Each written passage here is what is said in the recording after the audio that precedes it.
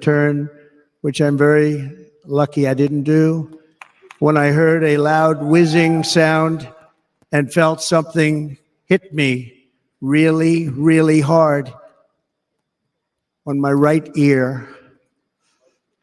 I said to myself, wow, what was that?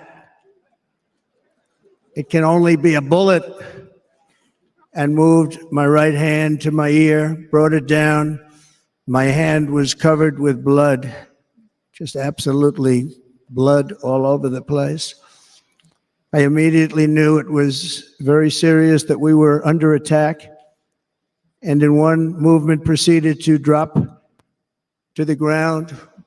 Bullets were continuing to fly as very brave Secret Service agents rushed to the stage, and they really did. They rushed to the stage.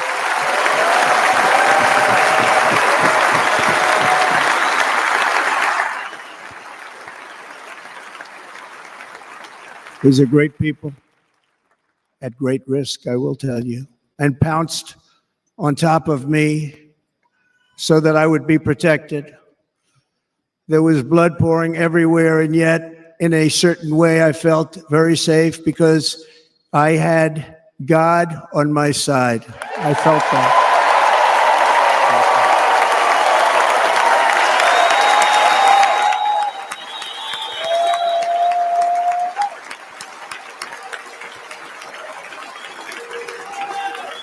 The amazing thing is that prior to the shot, if I had not moved my head at that very last instant, the assassin's bullet would have perfectly hit its mark, and I would not be here tonight. We would not be together.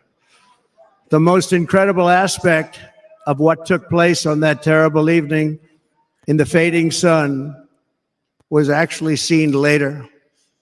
In almost all cases, as you probably know, and when even a single bullet is fired, just a single bullet, and we had many bullets that were being fired, crowds run for the exits or stampede, but not in this case. It's very unusual.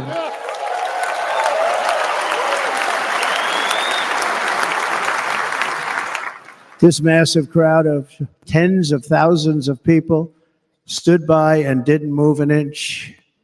In fact, many of them bravely, but automatically stood up looking for where the sniper would be. They knew immediately it was a sniper, and then began pointing at him. You can see that if you look at the group behind me. That was just a small group compared to what was in front. Nobody ran, and by not stampeding, many lives were saved. But that isn't the reason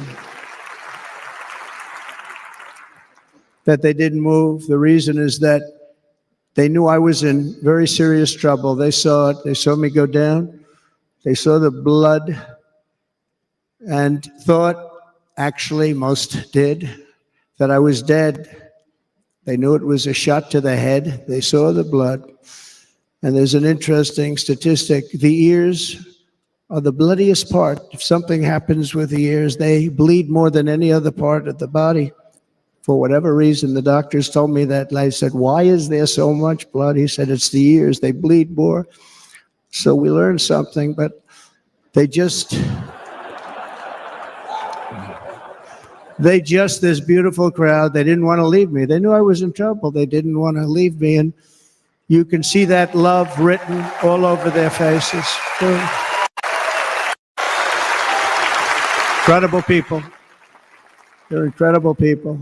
Bullets were flying over us, yet I felt serene. But now the Secret Service agents were putting themselves in peril. They were in very dangerous territory. Bullets were flying right over them, missing them by a very small amount of inches. And then it all stopped. Our Secret Service sniper, from a much greater distance and with only one bullet used, took the assassin's life, took him out.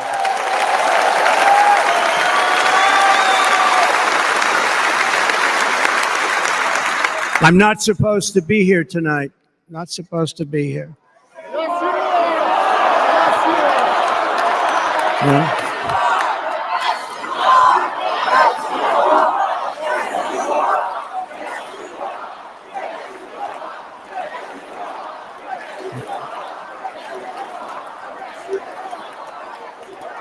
Thank you. But I'm not. And I'll tell you, I stand before you in this arena only by the grace of Almighty God.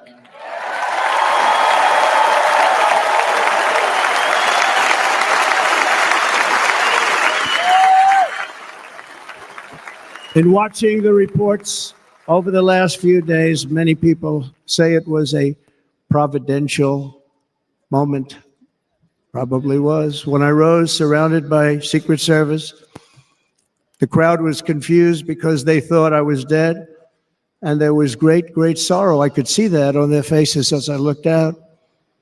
They didn't know I was looking out. They thought it was over, but I could see it, and I wanted to do something to let them know I was okay. I raised my right arm, looked at the thousands and thousands of people that were breathlessly waiting, and started shouting, "Fight, fight, fight."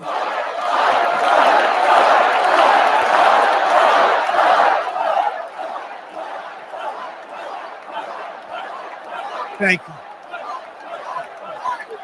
Once my clenched fist went up, and it was high into the air. You've all seen that. The crowd realized I was okay and roared with pride for our country like no crowd I have ever heard before. Never heard anything like it. For the rest of my life, I will be grateful for the love shown by that giant audience of patriots that stood bravely on that fateful evening in Pennsylvania. Tragically, the shooter claimed the life of one of our fellow Americans, Corey, comparator, unbelievable person, everybody tells me. Unbelievable. And seriously wounded, two other great warriors, spoke to them today, David Dutch and James Copenhaver, two great people. I also spoke to all three families of these tremendous people. Our love and prayers are with them and always will be. We're never going to forget them. They came for a great rally. They were serious Trumpsters, I want to tell you. They were serious Trumpsters and still are. But Corey, unfortunately, we have to use the past tense. He was incredible. He was a highly respected former fire chief, respected by everybody. Was accompanied by his wife, Helen, incredible woman. I spoke to her today, devastated, and two precious daughters. He lost his life selflessly acting as a human shield to protect them from flying bullets. He went right over the top of them and was hit. What a fine man he was.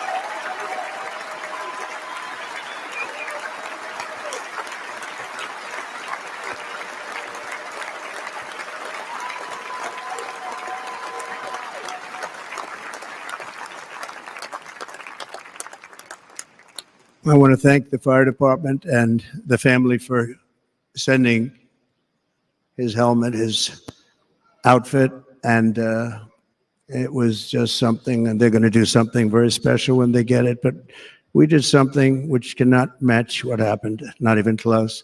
But I am very proud to say that over the past few days, we've raised $6.3 million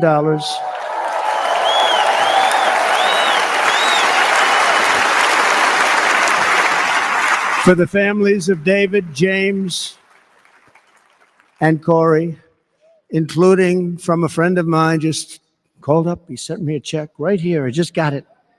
$1 million from Dan Newland. Thank you, Dan. And again, when speaking to the family, I told them, I said, well, I'm going to be sending you a lot of money, but it can't compensate.